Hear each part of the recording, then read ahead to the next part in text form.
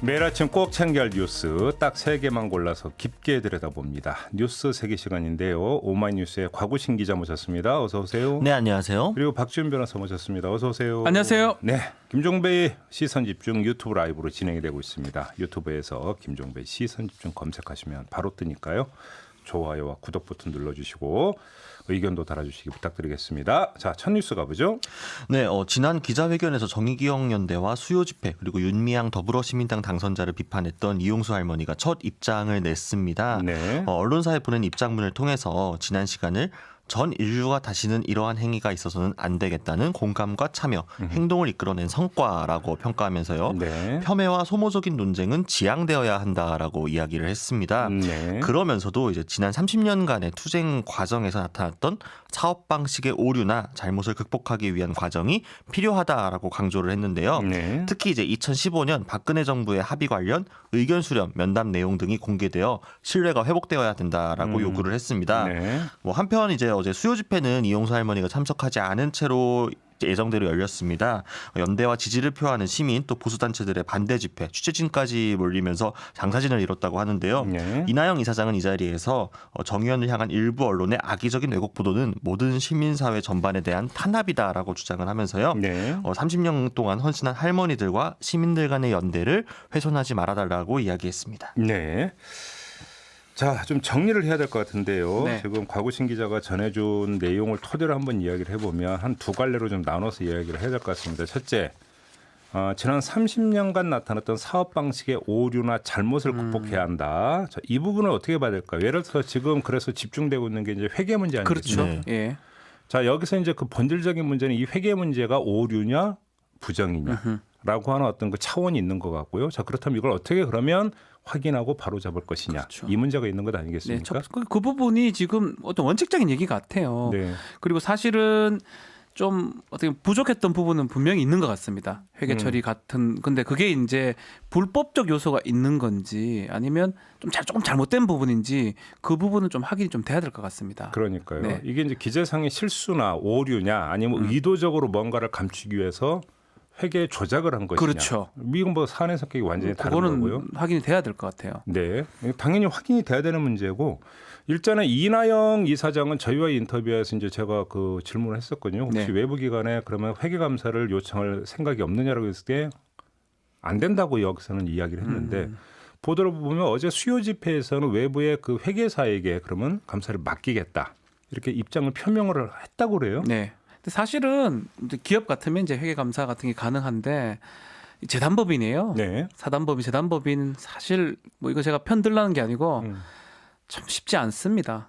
쉽지 않은 부분은 분명히 있습니다. 예. 잘하면 좋은데 예. 사실 다른 법인, 재단법인 같은 경우도 그런 어떤 실수라든지 좀 엉뚱하게 얼렁뚱땅하는 경우도 많이 있고요. 네. 그럼에도 불구하고 지금 이제 얘기가 나왔다면 조금 그 회계사나 이런 사람한테 좀 외부인한테 좀 감사 비슷한 걸 맡아보는 게 네. 맞지 않나 생각이 들거든요. 지금 상황이라면. 네, 어제 그 수요 집회에서 이야기한 것처럼 외부 회계사에 맡긴다라고 한다. 그것이 하나의 어떤 그러니까 논란을 그렇죠. 해소할 수 있는 하나의 그러니까 대안이 될 수는 있는 거 아닐까요? 어떻게 보세요?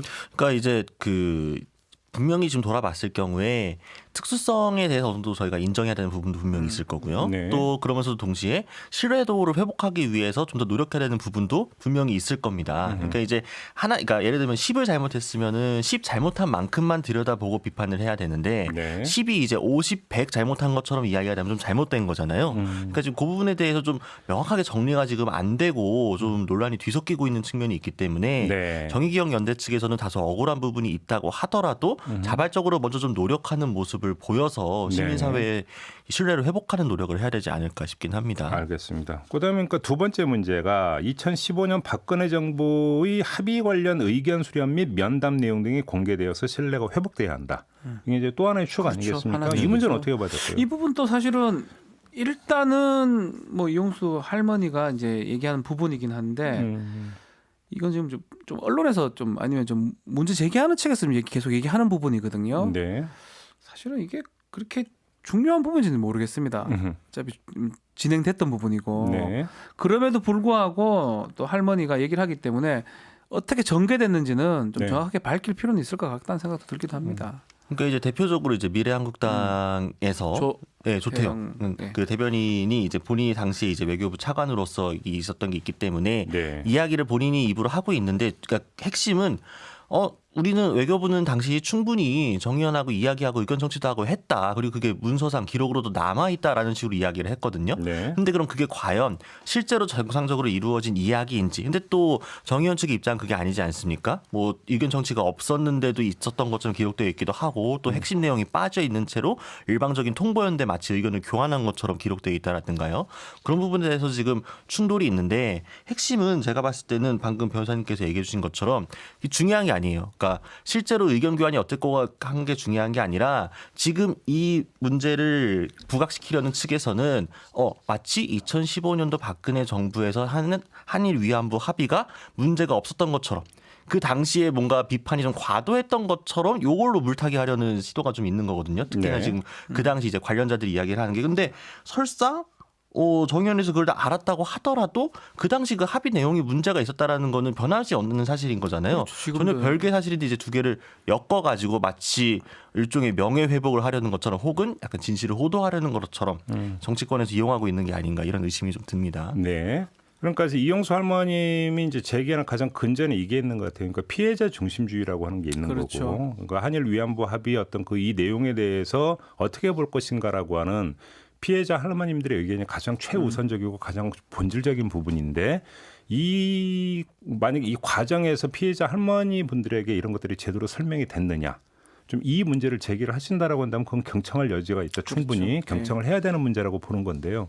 근데 문제는 그러면 그 과정에서 윤미향 이사장이 사실을 왜곡해서 피해자 할머니들에게 전달을 했거나 내지 아예 전달을 하지 않고 안 했거나. 임의적으로 그냥 해서 통보를 했거나 외교부에 이런 것이냐, 이렇다고 한다면 이건 피해자 중심주의 것이 문제가 반할 심각해진다고 수가 볼 수 있죠. 있는데, 지금까지 나온 어떤 그 각종 뉴스와 주장들을 종합을 해보면 이제 그런 부분은 아니라고 하는 네. 것이고, 윤미향 당시 정대협 대표도 외교부로부터 반쪽짜리 이야기만 들었다, 전날에. 네. 그죠? 그러니까 일본 정부의 요구를 수용한 것은 쏙 빼고 이제 그 전달을 했다고 오늘 한겨레도 그 보도를 했더라고요. 보도했더라고요. 예. 이렇게 놓고 본다면 이것이 이제 정상적인 외교부가 의견 수렴을 하는 절차였느냐? 수렴이라고 하는 것은 의견을 듣고 그거에 따라서 수정을 할 수 있다라고 반영을 하는 게 예. 수렴이죠, 사실은. 어쩌면. 그렇죠. 그런 거 아니고 그냥 통보일 가능성도 있는 거고요. 네. 지금 보도상으로는 후자일 가능성이 높아 보입니다. 그러니까요. 예. 이게 지금 뭐 조금 전에 곽우신 기자가 이야기한 것처럼 이 회계 문제고 이 문제를 마구 섞어버리면 이거는 좀 아닌 문제예요. 안 됩니다. 두 사안의 가지는 성질은 무조건 다른 갈라서 봐야 되고요. 따로따로 나눠서 예. 어떤 그 사실관계를 일단 확인을 하고 그거에 대해서 판단을 해야 되는 그런 성질의 문제인 두 개 거 아닌가. 섞어서 결국은 비난해버리고 비판해버리고 네. 정의기억연대의 어떤 그 가치를 훼손해버리는 결과까지 돼버리거든요. 네. 그건 절대로 그렇게는 해서는 안 되는 거죠. 그러게요. 또 그걸 지금 이용수 할머니가 경계하는 부분이고요. 지금 말씀은. 그러니까요. 조금 전에 이제 그 곽우신 기자가 물타기라는 표현을 썼는데 떡 본 김에 제사 지내려면 안 된다. 그렇죠. 이건 좀 분명히 좀 해야 될 것 예. 같습니다. 자, 두 번째 뉴스로 넘어가죠. 네, 미래한국당이 다음 주 중에 독자적인 자체 전당대회를 열고 원유철 대표의 임기를 연장하기로 한 것으로 알려졌습니다. 네. 미래한국당은 이제 오는 15일 당선자 총회를 거쳐서 뜻을 모은 뒤에 다음 주 중에 전당대회를 열고 당원을 개정할 계획이라고 하는데요. 그러니까 당원상 원래 원유철 대표의 임기는 오는 29일까지입니다.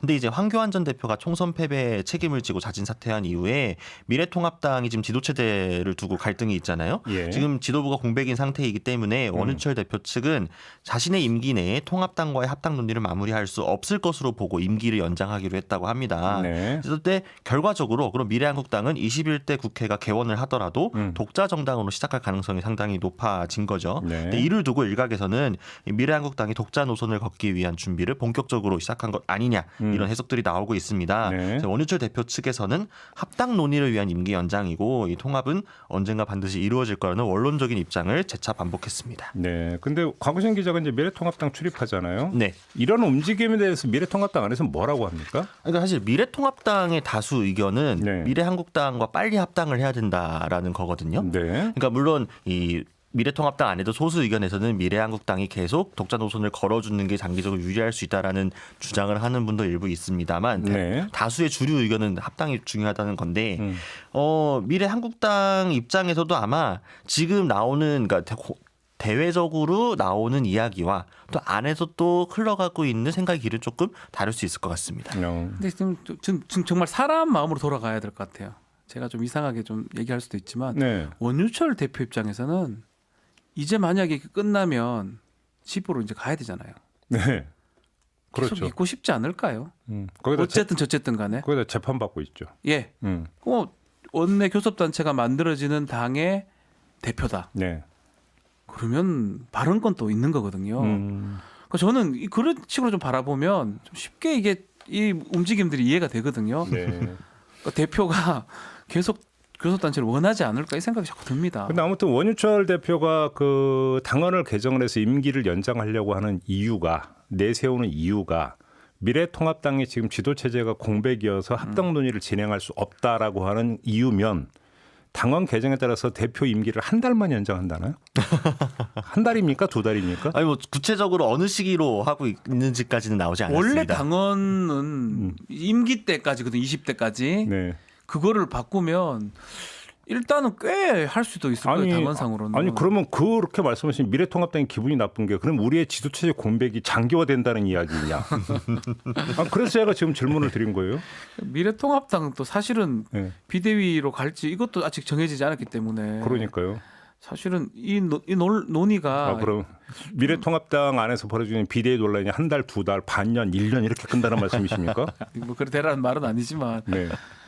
아니, 뭐 미래통합당은 지금 다음 주 중에 연찬회를 열어서 끝장 토론을 하고 여기서 이제 지도체제를 어떻게 할지 의견을 좀 마무리 짓겠다, 논란을 좀 종결짓겠다라는 입장이거든요. 일단은 지금 뭐 보도를 보니까 미래통합당 일각에서는 이러다가 원유철 대표가 손학규 대표 되는 거 아니냐? 아니 보도가 그렇게 나왔어요. 그걸 네. 우려하고 있다 이런 보도가 있더라고요. 네. 그런데 아마 그러니까 저 개인적인 그 추측으로는 원유철 대표가 마음속에 그런 생각을 가지고 있다고 하더라도 실제로 그거를 추진하기고 계속 가기엔 좀 어렵지 않을까 싶은 생각이 드는데요. 그러니까 미래 한국당의 21대 의원들은 모두 초선 비례들입니다. 네. 그럼 이 의원들이 당선자들이 과연 미래 한국당에 남아 있기를 바랄지 아니면 미래통합당과 합당한 쪽을 바랄지 이걸 좀 봐야 될 것 같거든요. 아니, 제가 지금 바로 그 말씀드리고 일단 한 명은 재선이죠. 정운천 당선인사가. 근데 그 비례대표로 당선된 사람들은 왜 목소리를 안 낼까? 저는 그게 궁금하더라고요. 그러니까 사실은 그것도 이상해요. 네. 원래 당선자들 위주로 얘기가 돼야 되는데 그 중간 얘기도 보면 현역과 당선자 이런 식으로 표현을 해요. 네. 지금 현역들은 뭐 백승주 의원이라든지 갔던 사람들이거든요. 그 사실은 미래한국당은 진짜 미래적인 얘기인데 자꾸 지금 현역을 얘기한다는 거는 현역의 목소리 더 클 거를 좀 반영해달라 이런 것 같기도 아주 하고요. 대비되는 게 그러니까 미래통합당 같은 경우는 지도체제 구상 문제와 관련해서 당선인들의 총의가 중요하다. 그렇죠. 이렇게 이야기를 하고 있잖아요. 근데 미래한국당 같은 경우는 당의 진로와 관련해서 당선인들의 목소리가 거의 없다. 현역 얘기가 더 많고요. 아주 좀 극명하게 대비가 되는 어떤 그런 지점인 것 같습니다. 네. 알겠고요. 자, 마지막 뉴스로 넘어가죠.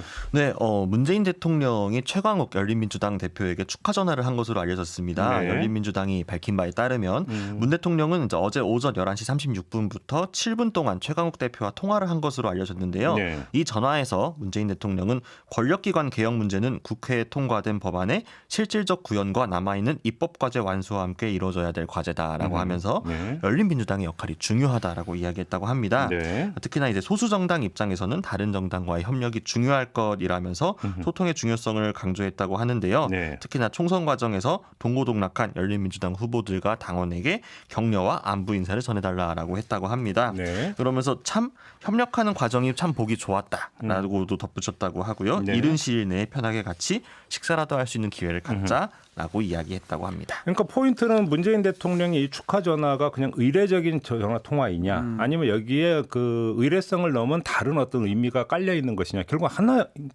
핵심은 이거 하나 그렇죠. 아니겠습니까? 근데 이거는 뭐 177석이 돼 버렸어요. 네. 빠지고 해서. 근데 열린민주당이 3석입니다. 네. 더하기 한 180이에요.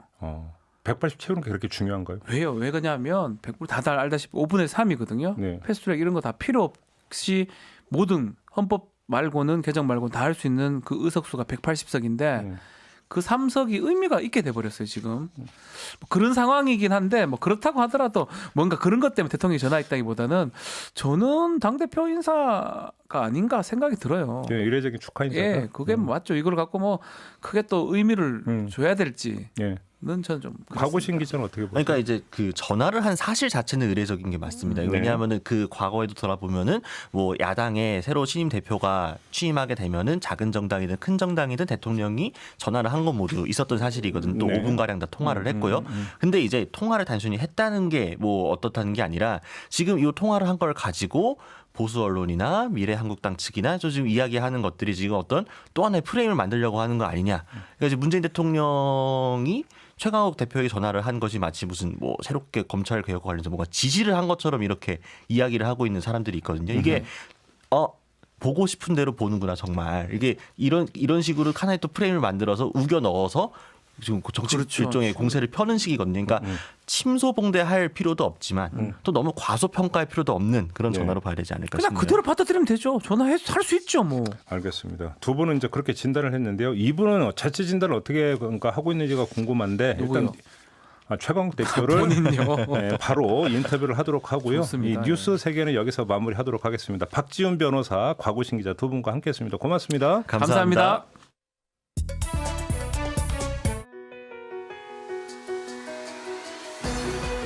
이슈의 핵심을 꿰뚫는 예리한 시선, 믿고 듣는 진품 시사 김종배 시선 집중.